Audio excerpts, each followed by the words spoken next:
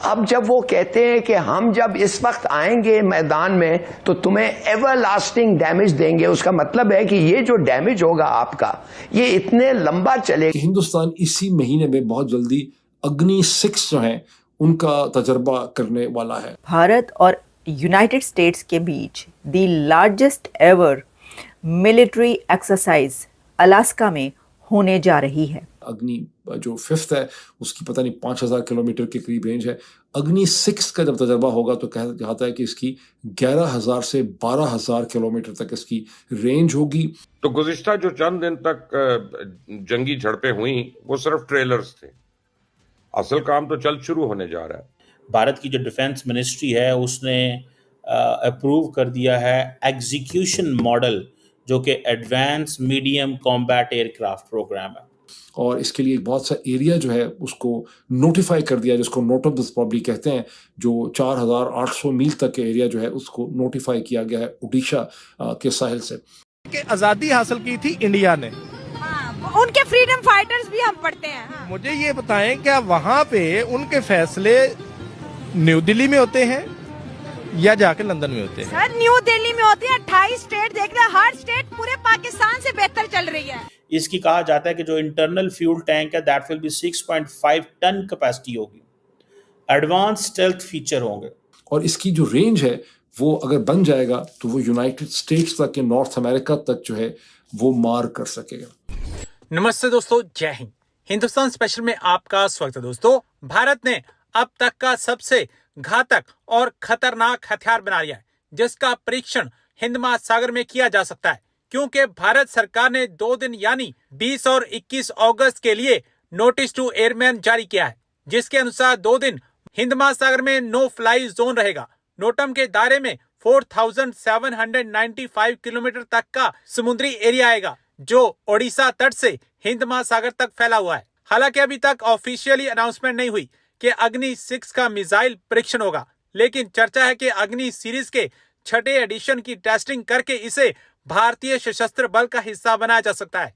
लंबी दूरी की इस मिसाइल को पनडुब्बियों से लॉन्च किया जा सकेगा। ये एक हाइपरसोनिक मिसाइल हो सकती है जो जमीन, हवा और समुद्र से लॉन्च की जा सकती है। इस मिसाइल को रक्षा अनुसंधान और विकास संगठन ने डिजाइन किया है और भारत डायनामिक्स लिमिटेड ने बनाया है। अब पाकिस्तान में चर्चा कर रहा है कि भारत जल्द ही अग्नि 6 का परीक्षण करने जा रहा है कि हिंदुस्तान इसी महीने में बहुत जल्दी अग्नि 6 जो है उनका तजर्बा करने वाला है। अब अग्नि हिंदुस्तान की सीरीज़ है, जैसे पाकिस्तान के शाहीन 1, 2, 3 हैं या बाबर एंड गौरीवर हैं। इस तरह जो लॉन्ग रेंज मिसल्स हैं, इंटरकॉन्टिनेंटल मिसल्स जो हैं, बैलिस्टिक मिसल्स जो हैं, उसमें अग्नि 6 अभी तक हिंदुस्तान ने उसका तजर्बा नहीं किया। अग्नि जो 5th है उसकी पता नहीं 5000 किलोमीटर के करीब रेंज है। अग्नि 6 का जब तजर्बा होगा तो कहा जाता है कि इसकी 11000 से 12000 किलोमीटर तक इसकी रेंज होगी, और इसके लिए बहुत सा एरिया जो है उसको नोटिफाई कर दिया, जिसको नोट ऑफ दिस प्रॉब्ली कहते हैं, जो 4800 मील तक के एरिया जो है उसको नोटिफाई किया गया है उड़ीसा के साहिल से। और इसकी जो रेंज है वो अगर बन जाएगा तो वो यूनाइटेड स्टेट्स तक के नॉर्थ अमेरिका तक जो है वो मार कर सकेगा।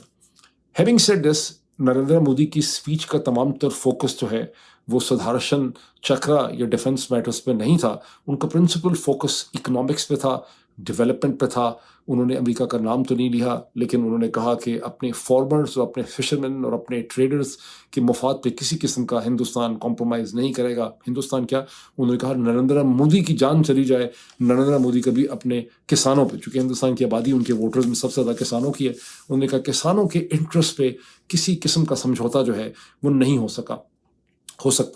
उन्होंने सेल्फ जो रिलायंस है उसके ऊपर बहुत जोर दिया। उन्होंने ट्रेडर्स को, ताजरों को ये कहा कि अपनी दुकानों के बाहर लगा के रख दें कि हम लिख के रखते हैं, नोटिस लगा दें कि स्वदेशी माल हम बेचेंगे, हम फॉरेन गुड्स को नहीं बेचेंगे। ये वो नारा है जो मेरा ख्याल है कांग्रेस ने 1930s में महात्मा गांधी ने लगाया था, स्वदेशी।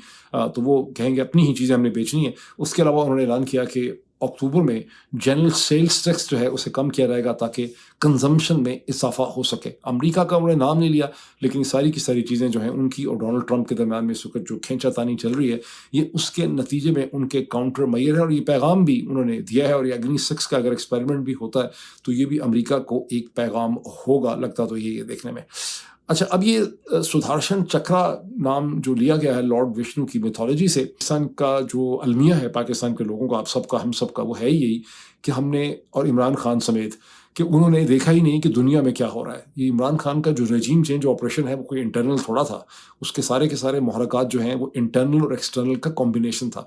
तो जितना ज़्यादा दुनिया की डेवलपमेंट्स को आप बगौर देखेंगे और ख़ुद से देखेंगे, मैं तो आपको सिर्फ स्टिमुलेट करता हूँ, बताता हूँ कि ये चीज़ हो रही है, उतना ज़्यादा आप अपने अंदर के हालात और अपनी पॉलिटिक्स को बेहतर तौर पे समझ सकेंगे।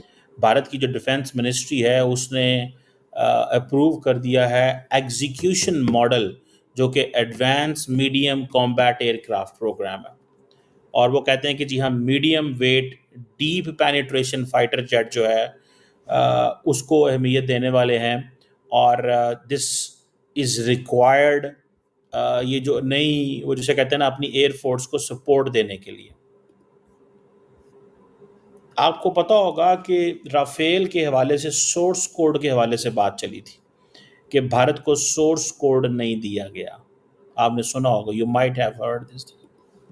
अब इंडिया ये समझता है कि अगर हमें ये सोर्स कोड नहीं दिया जाता, this is what they understand, वो इस चीज़ को बात करते हैं कि वेस्ट हमारे साथ टेक्नोलॉजी शेयर नहीं करेगा, वेस्ट जानबूझ के हमें मुश्किल में डाल के रखेगा, सो हमें कुछ ना कुछ करते रहना पड़ेगा।